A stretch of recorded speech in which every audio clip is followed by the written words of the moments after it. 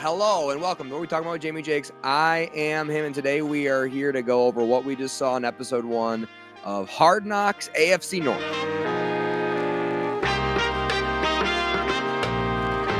Going into this episode, we had really big expectations, and I do not think they disappointed. It was an absolutely awesome episode. I love watching these because I feel like we can learn a lot about each team. I felt like with the Giants, we kind of knew that team wasn't being run very well. With Eberflus and Chicago in the preseason Hard Knocks, we kind of all saw, at least I thought, that wasn't going to work in Chicago with Eberflus at least. So I feel like you can have a lot of takeaways. And I think back to the Lions one, few years back now, I think we all saw what was going on in that organization was sort of promising and sort of encouraging, and we kind of kept an eye on them ever since then. And look at them now, one of the best teams in the NFL and the best team in the NFL when they're all healthy. So what I wanted to do today is take the main takeaways from each team, go over them, go over like my favorite, funniest moments, which Tomlin definitely delivered. We'll get into that in a second. And at the end, I want to do a power ranking for each team's facility, head coach, and locker room vibe, because I think that's the three big takeaways you can get from watching these Hard Knocks. I feel like you actually get a pretty good, somewhat uncensored version of what is actually going on in these locker rooms. So we will start with the first place team in the AFC North with Mike Tomlin and those Pittsburgh Steelers. Some of my favorite Tomlinisms from the episode, some of my favorite quotes of his. One of his first ones, time to get back to business, and our business is winning. That's what he opened one of the meetings with. That just cracked me up. He was firing up the team, so he can really do it all, which I think really separates him from like guys like Stefanski and Harbaugh, is that he can be the rah-rah guy. He's got that energy, but he also can be the cerebral guy. And in one of his pregame speeches, he was just screaming at the team, juxtaposition to Zach Taylor, which was a very interesting juxtaposition. He was, shit runs deep in the North, just getting his boys fired up, like basically saying like, hey, I don't want to lose to these hoes on the other side of their team. And at the end of the game, at the end of the episode, he was singing, walk into your trap, take over your trap. So he gets it. He's an older man. People kind of forget because he stays hip with the times and the pop culture that's going on. Another big, good Tomlin-ism one that I really liked was, and it was subtle, but if you're listening close, it was a Tomlinism. For the guys to understand the issues, it's important having those conversations with them. So basically what he was saying was like, hey, these guys aren't going to know what the problem with the team is unless we talk to them about it. He really involved in film study, it seems, and maybe it's not fair to the other coaches. Maybe they didn't go in as close, but Tomlin's got his hands on everything. This is a good example of it. And he was going over film with his defense, I think. And he said, he may not know your name now, but he better know by Monday morning. And just the way he delivers it just off the top of his head is so crazy. Rubs out on other coaches. You can see some of the other coaches kind of using pseudo or probably just stolen Tomlinisms, talking about not wanting 4 independent contractors. We want a whole team of guys working as one unit. And he's going over film and referencing plays from Joe Burrow from, I think, a few years ago, referencing big runs that he's had and big plays that he's had and helping every single aspect of the team. He's got his hands on everything, obviously leaning towards the defense. Big difference between Zach Taylor and Tomlin is Tomlin's a family guy. Zach Taylor had to be reminded in a press conference that Thanksgiving was this week, and Tomlin hard cut to Tomlin talking to all staff meeting, so everybody on hand, basically like, hey, I'm opening my house to y'all today on Thanksgiving. Y'all are welcome to come over once we get done with this business that we're handling today, which I assume was a pretty short day with just a handful of meetings. So I think that's important. I think Tomlin shows his team that he cares about him. And because of that, he's able to be hard on him in sometimes. Which brings me to in-game Pickens, who's obviously fell in the draft because he's like a character concern guy or whatever, like basically just like a head case. And he gets interfered with, turns into an interception that play. And Tomlin, the first thing he does is carry him over or bring him over and get him in a headlock. He gets him in a headlock and he talks to these guys and he's like, hey, it's not going to affect the result of the game. Just stay focused. And sure enough, flash cut to Pickens scoring a touchdown on the next cut of the way they edited it. So he's really involved in the sideline and involved schematically with the team, involved with film. It's no surprise that they're the only team that won this week, and it's no surprise that they are perennially a winning football team, even when they don't have the best things. And it all in the game culminated into the strip sack that Tomlin was talking with his guy in a meeting beforehand. Flash cut to him calling the plays like, oh, we got to win this one. This is what we've been talking about. Boom, hits it. And then he gets everybody fired up on the sideline. Go, woo! And then he gets his guy in the headlock and says, hey, this is what we've been talking about. This is why you're so good. So, yeah, I really like Tomlin and everything they're doing in the Steelers. I will say Russell Wilson, very cheesy. And of course, it helps when you're winning. Very cheesy, very obvious that he's cheesy, but boys seem to love him. He's like somehow very likable at the same time. He even got made fun of in the huddle because he came in and gave a motivational speech. And one of his teammates was like, man, I thought you were just going to, tell us the play. And now we're doing a 15-second speech. And he's like, oh, you like that speech? So I don't know. He's likable and self-aware, but at the same time, super cheesy. And I think he just kind of leans into it. So it's working for now. And if it wins, it'll work forever with Mike Tomlin over there and Russell Wilson. So they were a fun team to watch, and no surprise they're in first place. Going on to the second place team, the Baltimore Ravens. Didn't feel like they were really covered much at all. And I don't know if that's because they were edited out because they were boring, or if nothing they did really stood out whatsoever. Harbaugh loving up his QB. That wasn't a surprise. Easy to love Lamar Jackson, who's, an MVP candidate this year. But a big Harbaughism. He's like, oh, it just made me feel good knowing he's having breakfast in the facility when I get there. I don't know. It's just like a Jim and John love saying things like that about their QB. Harbaugh, John, on the sideline, did seem more of like an observer, like a hands-off, like a CEO type. He's definitely not like a rah-rah type. I think he's like a vibes and glue guy as the head coach is kind of what the vibe I get him. And it kind of is working, but we're seeing these Ravens kind of disappoint year after year now with what they've got in Lamar Jackson and the rest of the team. Receivers been getting open better than any receiving team this season so far. They're super explosive. It just doesn't seem like they can get over the hump. And I'm kind of watching Harbaugh operate. And I'm kind of thinking to myself of like, is he active enough? Or maybe what we're really seeing, and I'm being hypercritical right now, is maybe we just aren't seeing them because they're so functional and lovey-dovey and boring that it's not good TV. So maybe that's what we're seeing, but definitely on the sideline, he seems kind of uninvolved. Justin Tucker, take away from him, he just doesn't look comfortable. He doesn't look confident. He looks like, one thing I noticed out of his kick when it was up close in NFL films, did a really good job, is his head came up really, really quick, and he had like a worried look on his face.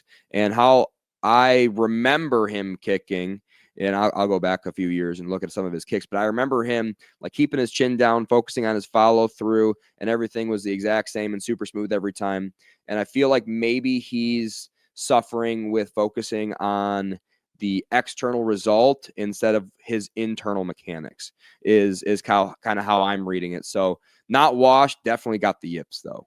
And I don't know how you get over it when you're going on a Super Bowl run. So really, really concerning for Justin Tucker. I don't think his career's done, but man, oh man, he's got some things going on upstairs that needs to be sorted out for sure.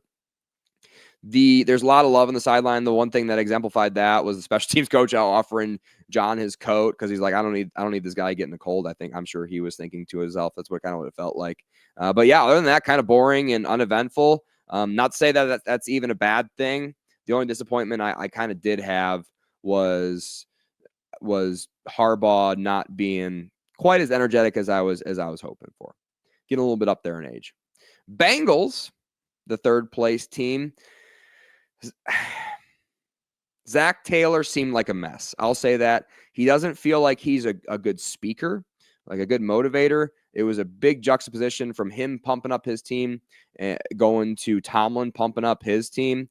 He doesn't instill a lot of confidence on the sideline. One of the first things we saw is Burrow get strip sacked, and Zach Taylor kind of reacted like I react when I have $3 on the game and I'm looking at the game on my couch. He was just like, oh, that's not good. I'm like, that's not the response. All of the other coaches, like Bill Belichick, they all have a different response to something like that happens. Like, he might get pissed, but Bill's probably just going to, like, whatever. He's going to get back into his playbook and be on to the next result. I feel like Campbell would get on the sideline and yell at the guys like, hey, this is the way it is. We're going to go out there. Now you're going to dominate. On to the next sort of thing. And Zach Taylor's kind of dwelling in on the past. And if Tomlin were to be in that situation, I imagine he gets over to Joe Burrow and gets him in a headlock and says, hey, we're good. Like, we got your back. Defense got your back. Something like that. Just the response that we saw out of Zach Taylor was really, really unimpressive. The referee had to come over to him. So the new mechanic in the kickoff, the referee had to come over to him because you have to declare an onside kick. And the referee knew he was doing an onside kick, but he hadn't declared it yet, which is obviously a really important mechanic. It's required out of the head coach to declare your onside kick. And it's just a attention to detail thing that didn't look good. I envision if Tomlin was in that situation, Tomlin would be chasing the referee onto the field, telling him, hey, we're kicking an onside kick, or the special teams coordinator or somebody would be doing it. Somebody would have that job on the sideline. It just didn't seem like that was the case. Jermaine Burton, while the guys on behind him are like goofing around, having a good time, looks like he is not enjoying his Cincinnati experience whatsoever. They even kind of referenced him subtly in the prelude to that video, and he wasn't a part of it at all. He was just in the foreground looking super mopey and sad, and could just been a bad take. He was up in his head, but doesn't look like Jermaine Burton's having a good time there. And I think that's just a small, subtle sign of the locker room maybe not being quite as in sync as we've maybe seen with like the Cleveland Browns, who we'll get to, who, are even probably in a worse situation. And that's pretty much all the takeaways I had. I thought it was funny when the reporter asked Jamar Chase about the picture of him giving the double birds to somebody, probably expecting the response of like, oh, I'm sorry if your son saw that, or if you were offended by that, or just I mean they get that picture to be out. And he's like, no, it's a cool picture. I really actually enjoyed that attitude, and it was kind of like the realest response we got out of that Bengals team the whole time. And the Browns, who I think, no surprise, also kind of stole the show. Last place team in the AFC North. My favorite part of the intro for the Browns was when they said a lot of things haven't gone the Browns' way, and they flash cut the Deshaun Watson tearing his Achilles, when we all know that is ironically the best thing that's happened to this Browns team this whole season, was getting on from Deshaun. And we'll kind of get into it when we get into the locker room vibes. But it just feels like the boys are kind of just happy that they've got a guy that they can kind of get behind, a guy who's kind of low-key or not so low-key been the leader of this team in Jameis Winston kind of this whole time. I got to say, I got to own up to something. I've been hypercritical of Coach Stefanski for on and off for a couple of years. I take back everything that I said. He's an excellent leader, the way he speaks to the men, the way he actually sets the standard and communicates it in a really good way, a succinct way, is unique to him and kind of points to how he is kind of an analytic brain. He doesn't have like the rah-rah thing that like Tomlin has. He doesn't have the motivational side of things. He can talk to the boys and get them excited, but it's just not entirely his bag. And that's okay. It's just that he knows his place in the locker room. He'll let some of his other coaches get into the boys' face, including the offensive line coach with Jameis Winston in the locker, in the offensive line meeting. Love to see that Jameis Winston has a notepad in the offensive line meeting, shows that he's really going the extra limit. I'm sure that's not required of him to even be at that meeting, but I'm sure he had some time. He said, hey, I'm going to be over that offensive line meeting when I could be watching film or doing something else. I'm going to take my teammates and put them before me and show some face in that locker room. Something I'm positive that Deshaun Watson wasn't doing not too long ago. But that offensive line coach for the Cleveland Browns in a team meeting, which I'm sure was like 15 minutes before practice. Like he was like, got done with this speech. He was like, all right, boys, see you out there. See you out there for this walkthrough that we're about to go to.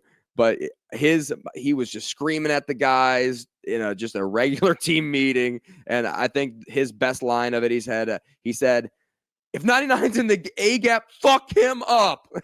It's one of the best lines that he had of the whole evening. That was something spectacular to see, and I think he really stole the show. I don't know if he stood out to anybody else, but stood out to me. Controversial that he's a new offensive line coach there. He's filling in for a pretty good guy, and his offensive line hasn't been playing very well. So I loved what I saw out of him. And of course, Jameis Winston never disappoints, goes over and thanks the groundkeepers for taking care of the snow game and the sidelines and everything. Vibes miraculously high for what's going on in this team. And a part of it might be a little bit of bias because they did get into the defensive line room, and everyone knows the defensive line room is like the hypest, most chill, fun room, probably because they don't have a lot to talk about. Like, oh, you got the ball, you got the sack. Like, not a lot of scheme going on in the defensive line room, especially for a defense like Cleveland, where they're looking to get the ball. Graphics department really good for the Browns. They did have like murals all over the individual team rooms and in the main meeting room. Was interesting to see Zadarius Smith on the wall. I was like, oh, yep, he's not there anymore. He got traded. Didn't take his graphic off the wall, which I think I kind of like. I think you change graphics in the offseason. You don't rip anybody's picture off the wall because I'm sure they're rooting for him in Detroit, where he's trying to go on a Super Bowl run right now. Which brings us to the power ranking, starting with the head coach. Number 4, and I've already gone over all of these points. Obviously, Zach Taylor doesn't seem to be a great speaker, doesn't seem to be a motivational guy, doesn't seem to have his hands on a lot of stuff, doesn't seem to have great attention to detail. Zach Taylor, number 4 in my power rankings. Number 3, and this might not be fair, so this is definitely subject to change. A lot of my Ravens power rankings are subject to change, but Harbaugh doesn't seem like he has his hands on. Doesn't seem to have the energy that maybe he used to have. And he doesn't seem to be really helping much on the sideline when things are happening. He's more of reacting and watching, having the best seat in the house and actually managing the team. Number 2, Stefanski. I think he earned it. That power ranking. These are all subject to change. Tune in next week. But Stefanski really impressed me. He can speak to the boys pretty well. He sets the standard. He's really honest with the guys. And now that Deshaun isn't really a part of the picture anymore, I think a lot of the guys are pretty obviously buying into him. Although I've never seen post-game locker room speeches, never seen Stefanski not have the backing of his guys no matter what the situation is. And number 1, Mike Tomlin, elite. I think we've said enough about Mike Tomlin. He has everything it takes, and it's no surprise he's never had a losing season in his whole career as a head coach. It's insane. That's crazy. Brings us to facilities. Number 4, Bengals. Poor Bengals, man. The team meeting room had one small projector. Every other team meeting room had like multiple projectors or one gigantic one. I think the Ravens had one gigantic one. Chairs were shit. The sound sounded bad. It really was just like a vibe of not a professional football team meeting room. It felt like the vibe of a junior college lecture hall is kind of what it felt like. It's kind of what it sounded like. The sound was really bad for the NFL Films crew. I'm sure they had a tough time dealing with echo in that room because it was just pretty plain, looked bad, functionality-wise bad. Not surprised. We know those Bengals love pinching pennies. Steelers, number 3. I thought the locker room looked cool, or the meeting room looked cool that we kind of mainly saw. But I wasn't impressed with like the seats. The desks were kind of lame. They had like weird, like double desks that I didn't really like. The chairs were shit. And really the other two, the Browns and the Ravens, really stepped it up to go above and beyond. The Browns, number 2, their meeting room looked great. Just kind of like the Steelers looked great. Graphics all over the place. They had those like kind of nice chairs and had just like a nice like lecture area in the front for Stefanski to manage his business. And number 1, easily Ravens. They have like a built-in stage, elite meeting room that we saw from the Ravens. They had like exposed brick. It looked really cool. It felt like it's like a fun, cool facility to be in. And yeah, I wasn't surprised that they had one of the best facilities that I've seen in terms of a meeting room. Going into locker room vibes finally. And number 4, because of probably the last 2 reasons and some, Bengals definitely not. I mean, not everything we saw was like totally doom and gloom and everything is bad, but a lot of frustration. And I think their expectations were so high for the season, and probably rightfully so. A lot of people were telling them that they were going to be good, and them just kind of sucking this year. Not really necessarily a surprise to me. I mean, the defense was a problem last year, and they did nothing to help it. I mean, Jermaine Burton looking really mopey and sad on the sideline, and doesn't seem like Zach Taylor really has a lot of guys entirely bought in from the team. So have to put them at number 4. Number 3, and this is definitely probably not fair, but the Baltimore Ravens. So this is definitely subject to change. Didn't feel like we saw a lot. Kind of felt like Lamar Jackson was more of a vibes leader, which might work because that kind of matches the style of his head coach. But seems like a lot of love. I don't think a lot of bad things are going on. But honestly, I just had to put him at 3 because I was so impressed by the vibes of the Cleveland Browns locker room. And really what I think it is I feel like the Wicked Witch is dead and Deshaun Watson, and everybody just has so much joy not having to play with him anymore. Nate Segura today said on the radio that Deshaun Watson's not coming back. That means probably Haslam told him that. That's kind of who Segura speaks for, if you pay attention to the program very closely. So I think that's a big part of it, but I think Stefanski is just a great leader. And I think Jameis Winston on the offensive side and Myles Garrett just really set the tone really well for the team and keep the vibes high when they should be in the basement. They're in last place after all in the division, have really, after the loss, not really much of a chance to make it to the playoffs. And I think they know that going into that game. And number 1 has to be Steelers. Of course, helps that you're in first place, but no signs of wavering. Feel like they have a unified mission, and it's all goes through Tomlin. So you can't put them anywhere else other than number 1. I would say Steelers elite in their locker room. No surprise, because Tomlin brings in troublemakers, and you don't hear a peep from him while he's playing for the Steelers. And then Chase Claypool, Antonio Brown, some other Le'Veon Bell leave the facility, and now all of a sudden they're a problem. So no surprise and that's why they can draft the way they draft, and that's why they perform the way they perform. The Steelers looked obviously like a very, very competent organization, and honestly, so did the Ravens and the Browns. I thought both of them came out looking really, really good, really, really positive, and I really hope Stefanski doesn't get fired. I hope everyone else does in Cleveland. I would like a reset at GM there, and maybe ownership. But Stefanski, I hope he stays. And that offensive line coach rules. And I don't care if his offensive line hasn't been doing very well. And if you're a Bengals fan, man, that stinks. It really stinks just to see there from the top down, not a lot of support given to the players, and I think it's showing and grinding at a lot of the players.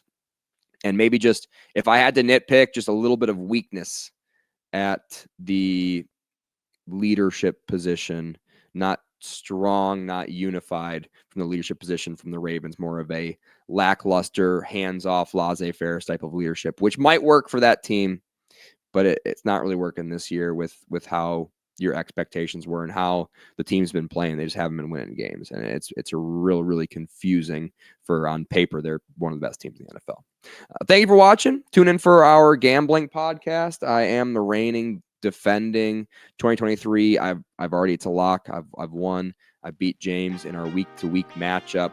We've got 6 games coming up on this slate, including Thursday night with the Lions and the Packers. I am hitting at a remarkable rate. I think I'm at like well over 60% this year, and that's all against the spread, no over-under, no buying points or money lines, nothing sneaky like that. So if you're into gambling, or if you just want to watch us argue about bets, you can definitely watch us there. And if you want to watch us sweat out these bets, you can watch us on our live streams, which are very, very fun. Get in the chat and let us know what you're saying, or just call me dumb. That's also definitely, you can definitely just troll me in that chat. We will definitely play with you as well. I bring in some of my favorite comedian friends from the Dallas area, and we call football games. Thank you for watching. If you liked it, please leave a comment, leave a like. Let me know if you want next week's episode, because I'm going to get these out as soon as possible, but they go out pretty late. So thank you guys for watching. See you next time.